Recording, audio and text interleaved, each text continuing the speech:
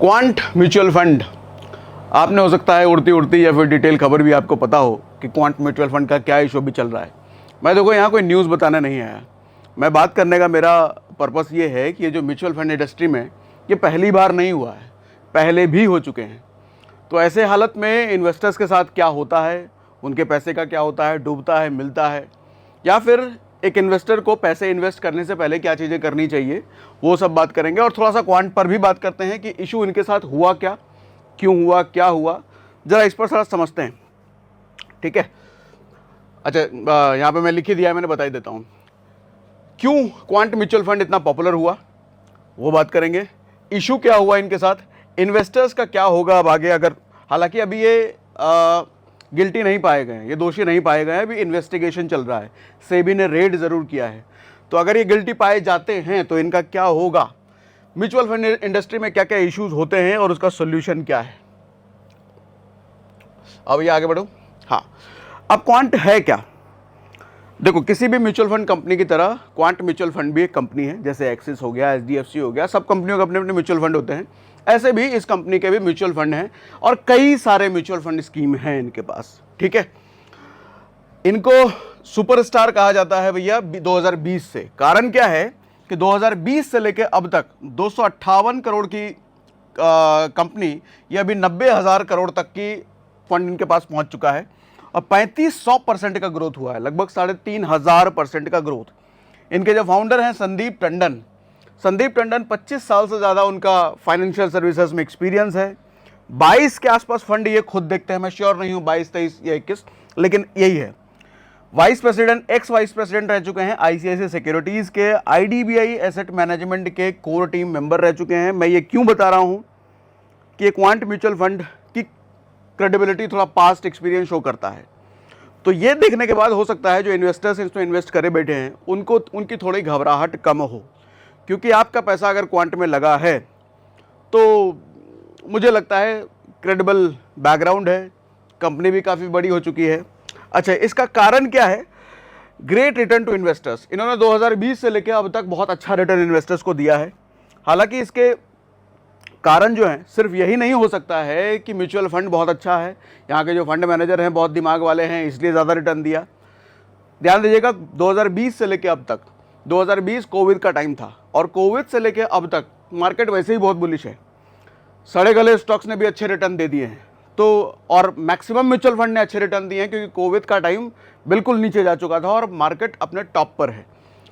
तो अगर बहुत अच्छा रिटर्न मिला है तो मैं पूरा क्रेडिट इन फंड हाउस के एसेट मैनेजर को नहीं दूंगा, क्योंकि मार्केट ही पूरा का पूरा बुलिश हुआ है, सभी बड़े हैं, तो सभी बड़े हैं तो ये भी बड़े हैं, तो इसलिए इनको पूरा क्रेडिट देना ठीक नहीं है।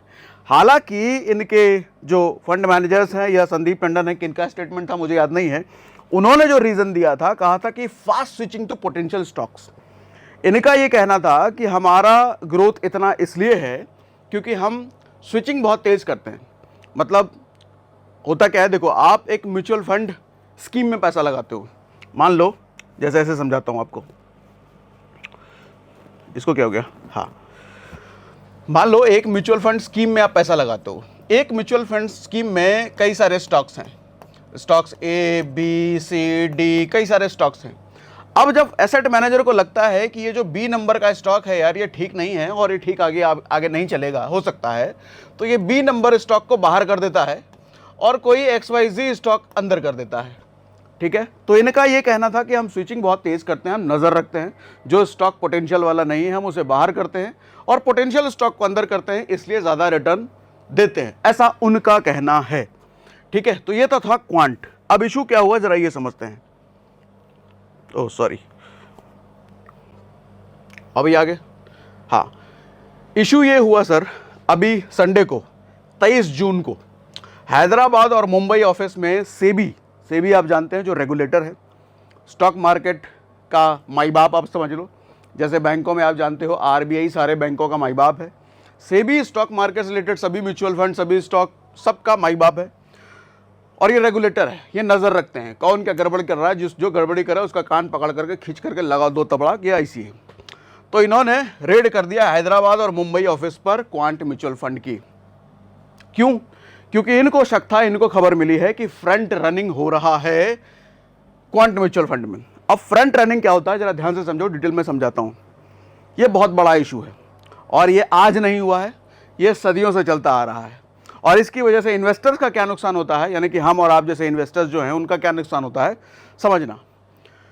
होता क्या है सर, ये जो म्यूचुअल फंड है, यहाँ पे कई सारे स्टॉक्स में पैसा लगा हुआ है, स्टॉक एसेट मैनेजर ने लगाया है। अब एसेट मैनेजर ही स्टॉक चुन रहा है, एसेट मैनेजर ही किसी स्टॉक को चुन के उसमें आपका पैसा लगा रहा है।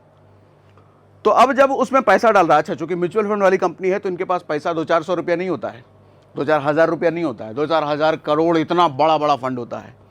तो ये जिस भी स्टॉक में पैसा डालेंगे उस स्टॉक की ग्रोथ हो सकती है थोड़ी बहुत, ठीक है। अगर छोटे स्टॉक में डाल रहे हैं तो ज़्यादा ग्रोथ हो जाएगी, बड़े स्टॉक में डाल रहे हैं थोड़ी कम ग्रोथ होगी। लेकिन अगर इनका पैसा किसी स्टॉक में जा रहा है तो वहाँ पर ग्रोथ की पॉसिबिलिटी ज़्यादा है, समझ रहे हो, ठीक है। अब होता क्या है, एसेट मैनेजर ये बात जान रहा है कि मैं अपनी कंपनी का, अपने म्यूचुअल फंड वाली कंपनी का, क्वांट का या जिसका भी, जिस भी फंड में डालूंगा उस स्टॉक की ग्रोथ हो जाएगी। इनको ये बात पता है।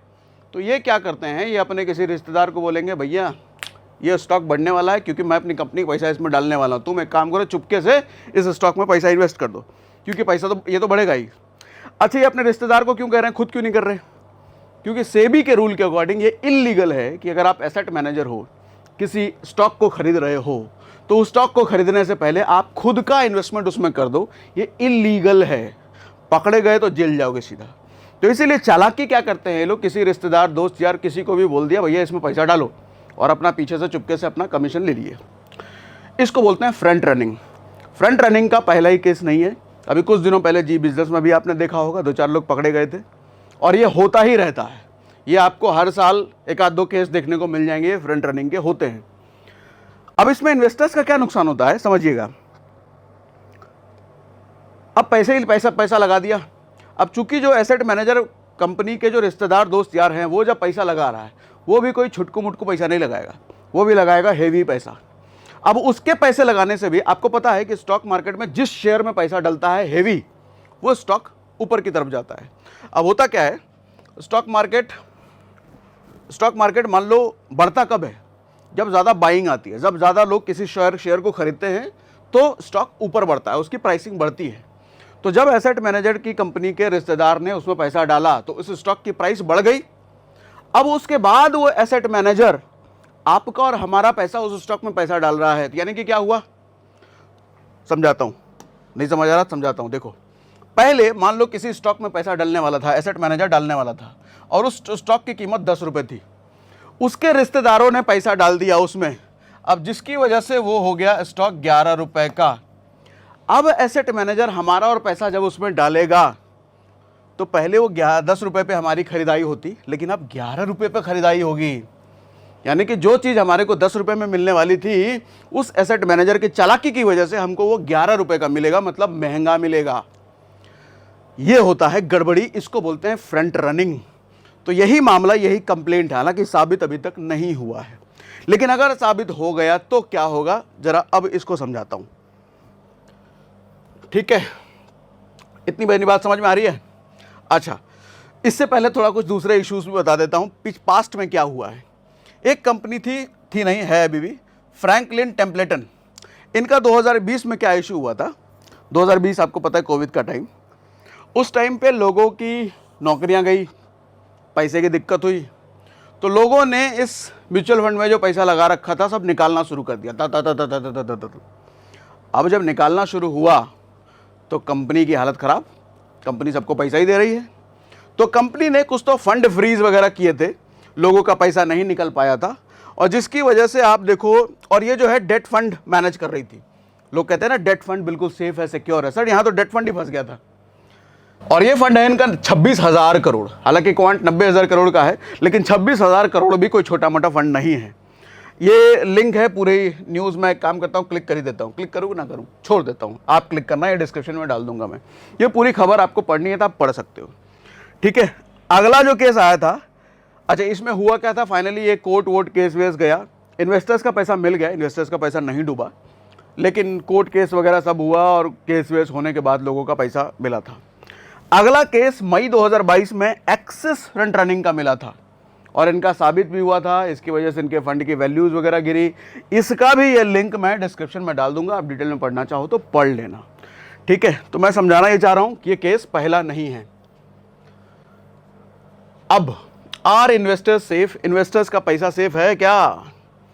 देखो, अगर क्वांट म्यूचुअल फंड गिल्टी पाया जाता है तो फ्रैंकलिन वाला हाल कहीं इनका भी ना हो जाए।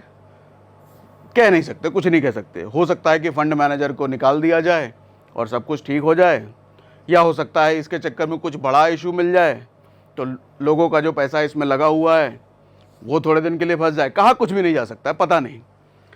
लेकिन अब सेबी अगर लगी है तो जांच होने के बाद ही कुछ पता चलेगा। हालांकि क्वांट वालों का ये कहना है कि हम पूरी तरीके से कोऑपरेट कर रहे हैं सेबी के साथ, सेबी को जो चाहिए वो सब दे रहे हैं, हम दोषी नहीं हैं। अब देखा जाए क्या होगा। अब मेरा एक इनिशिएटिव है इसमें।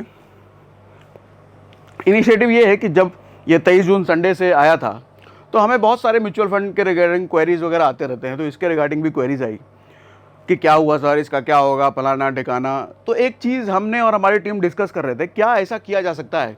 हालांकि अभी तक हम कोई कोर्स नहीं दे रहे आपको म्यूचुअल फंड से रिलेटेड, तो क्या ऐसा किया जा सकता है कि म्यूचुअल फंड से रिलेटेड एक छोटा सा कोर्स बनाया जाए जिसमें इन्वेस्टर्स को पूरी ये चीज़ अपनी नॉलेज के अकॉर्डिंग मैं उनको शेयर कर पाऊँ कि कोई भी म्यूचुअल फंड खरीदने से पहले, कहीं पैसा डालने से क्या क्या चीज़ें आपको देखनी चाहिए, नहीं देखनी चाहिए, और जो सवाल आते हैं हमारा पैसा कहाँ फंस सकता है, कहाँ नहीं फंस सकता है, फंस गया तो क्या होगा, कैसे निकलेगा, वह बहुत सारी चीज़ें, कैसे सही फंड चुनें, कैसे हम गलत फंड से बचें, कैसे हम ज़्यादा फाइन देने से बच सकते हैं, कैसे ज़्यादा एक्सपेंस रेशियो देने से बच सकते हैं। मतलब वो सारे सवाल जो एक आम इन्वेस्टर्स के मन में होता है, जो म्यूचुअल फंड के बारे में बहुत कुछ नहीं जानता, वो सारी चीज़ें हम एक छोटा सा कोर्स बना करके शेयर करें उसमें। ऐसा मैं सोच रहा हूँ, मैं क्लियर नहीं हूँ, लेकिन मैं आपसे इनपुट चाहता हूँ।